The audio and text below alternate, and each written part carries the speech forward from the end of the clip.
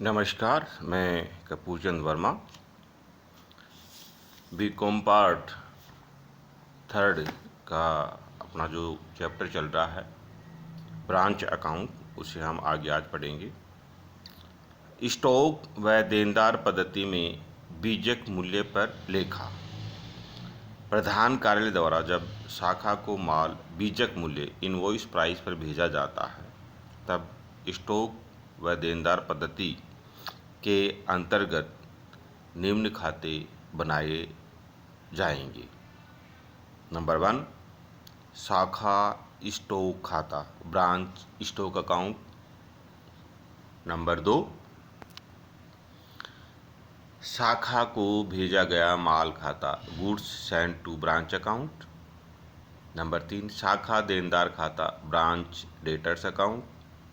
Number 4, शाखा खर्च खाता, ब्रांच एक्सपेंसेज अकाउंट।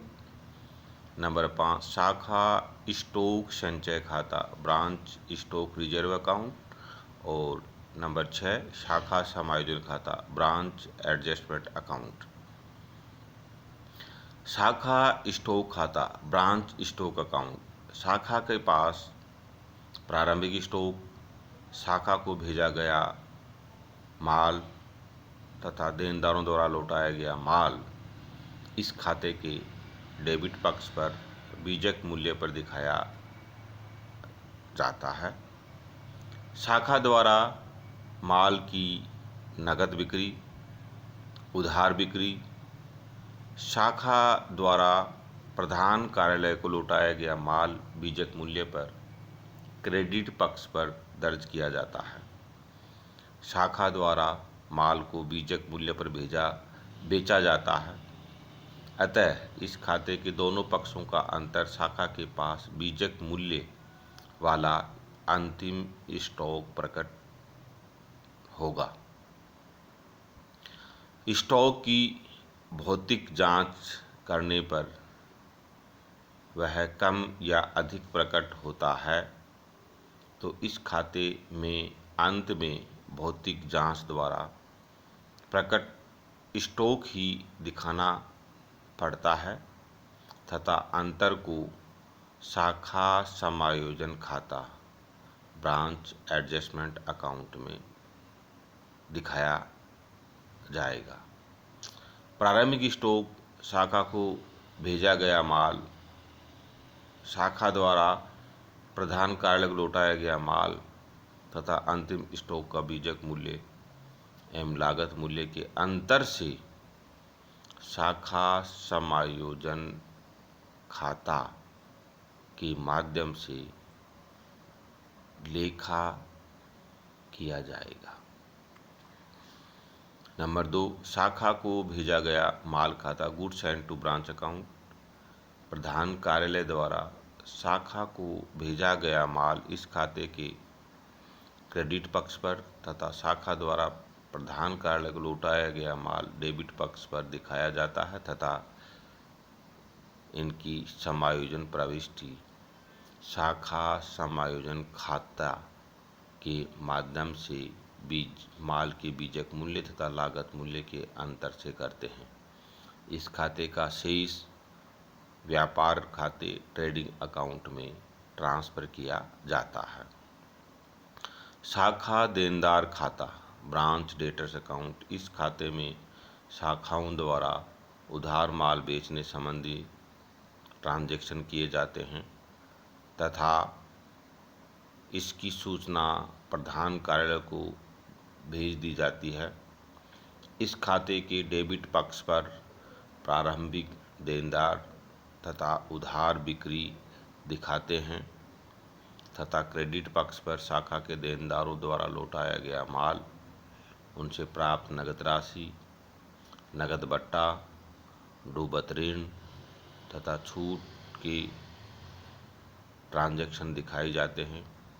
दोनों पक्षों का शेष शाखा देनदारों द्वारा देय राशि प्रकट करता है, जिसे चिट्ठे में दिखाया जाता है।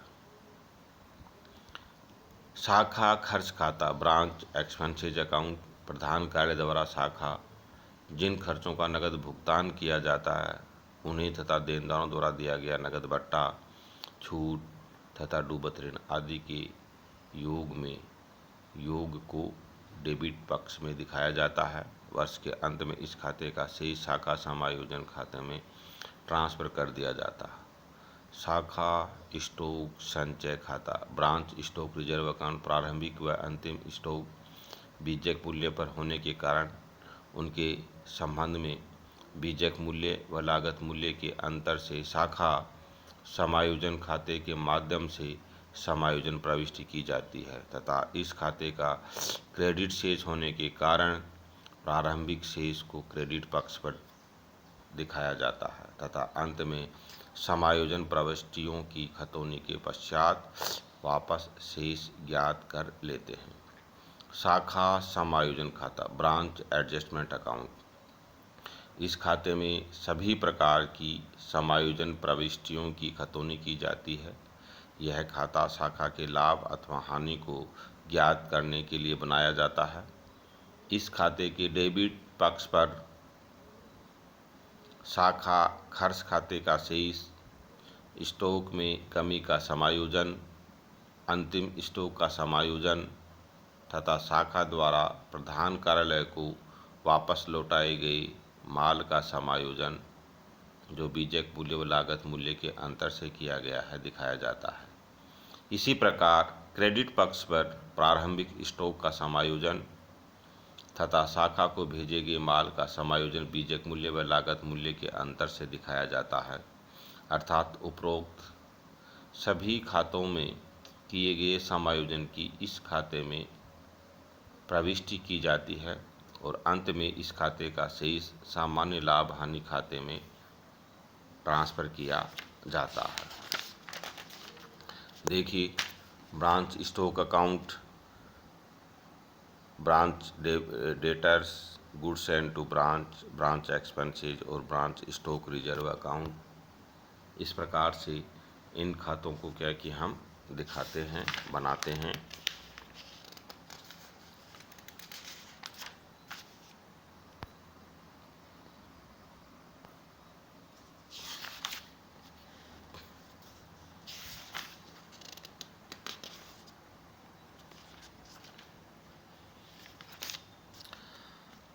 शाखा के पास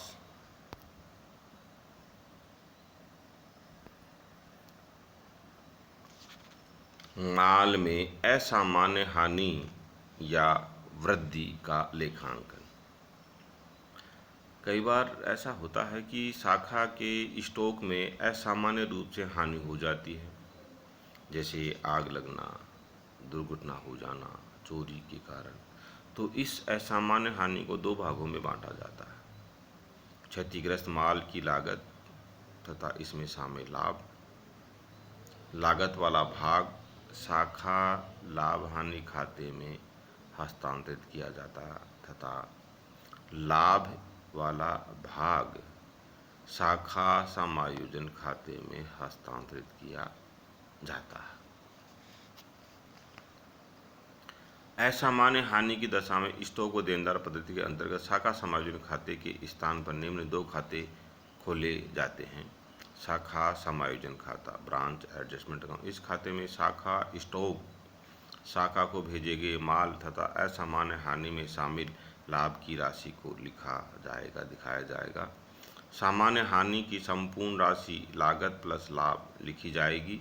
यह खाता शाखा के सकल लाभ या सकल हानि को प्रकट करता है। शाखा लाभ हानि खाता, branch profit and loss account, इस खाते के क्रेडिट पक्ष में सकल लाभ तथा डेबिट पक्ष में शाखा के खर्चे एवं माल की असामान्य हानि में लागत वाला भाग लिखा जाता है। यह खाता शाखा का शुद्ध लाभ हानि प्रकट करता है।